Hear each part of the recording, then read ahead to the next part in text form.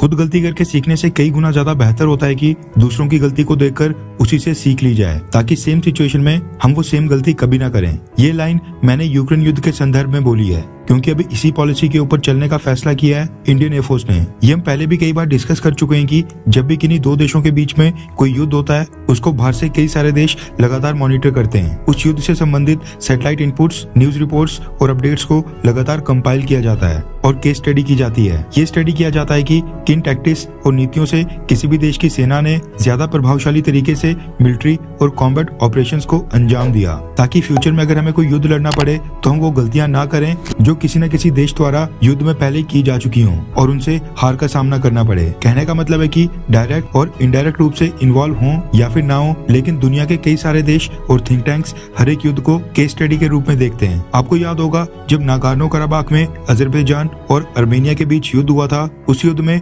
Drones की सफलता को देखने के बाद दुनिया के हर एक देश ने अपने ड्रोन प्रोग्राम को फास्ट ट्रैक मोड के ऊपर डाल दिया था। कई देशों ने फाइटर जेट्स के साथ साथ अलग अलग तरह के कॉम्बैट ड्रोन्स परचेज करना शुरू कर दिया था। और अब रशिया यूक्रेन युद्ध को देखकर सबको लग रहा है कि ड्रोन्स इतने भी इम्पोर्टेंट नहीं है कि वो एक तरफा किसी भी युद्ध का रुख ही पलट दें या फिर आउटकम ही चेंज कर दें। अगर सामने वाले देश का एयर डिफेंस सिस्टम मजबूत है तो ड्रोन्स भी ज्यादा मदद नहीं कर पाते हैं। सेम तरीके से इंडियन एयरफोर्स ने भी अब कई सारी चीजें यूक्रेन युद्ध को लेकर नोट की हैं, जिनके बारे में Indian air force chief V R. Chaudhari ने एक स्टेटमेंट दी है। रेफरेंस के लिए आपकी स्क्रीन के ऊपर द इकोनॉमिक टाइम्स के आर्टिकल का स्क्रीनशॉट है, जिसके मुताबिक एयरफोर्स चीफ वी.आर. चौधरी साहब से जब ये पूछा गया कि रशिया ने यूक्रेन के ऊपर जो हमला किया है, 9 महीने से लगातार हमला कर रहा है, रशिया अभी तक भी अपना एम अचीव नहीं कर पाया है, भारत ने उससे क्या सीखा है। इसके जवाब में इंडियन एयरफोर्स चीफ ने कहा है कि इस युद्ध में 3 से 4 इंपॉर्टेंट चीजें सामने निकल कर आई हैं। सबसे इंपॉर्टेंट ये है कि बैटल जोन के ऊपर एयर सुपीरियरिटी होना बहुत ही ज्यादा जरूरी है, यानी क्वालिटी और क्वांटिटी दोनों में हमारे पास एयर एसेट्स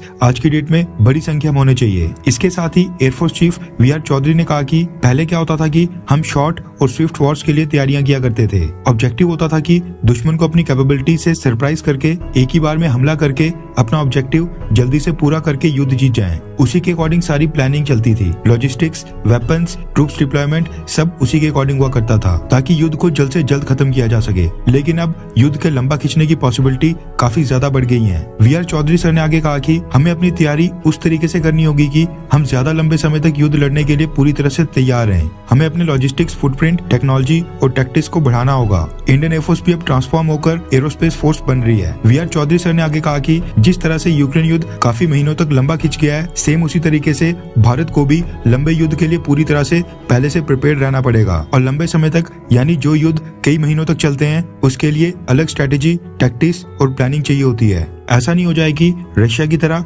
भारत भी ना चाहते हुए किसी लंबे युद्ध में फंस गया तो उस समय हमारी तैयारियां पूरी ना हो। इसलिए अब हमें भी प्रोलॉन्ग्ड वॉर्स और लंबे युद्ध के लिए पूरी तरह से पहले से प्रिपेयर रहना पड़ेगा। खैर, आपको क्या लगता है कि अगर भारतीय सेना ने पीओके के ऊपर चढ़ाई की तो पाकिस्तान ऑक्युपाइड कश्मीर को वापस लेने में भारतीय सेना को कितने दिन या फिर कितने महीने लग सकते हैं? नीचे कमेंट करके अपनी राय जरूर बताएं।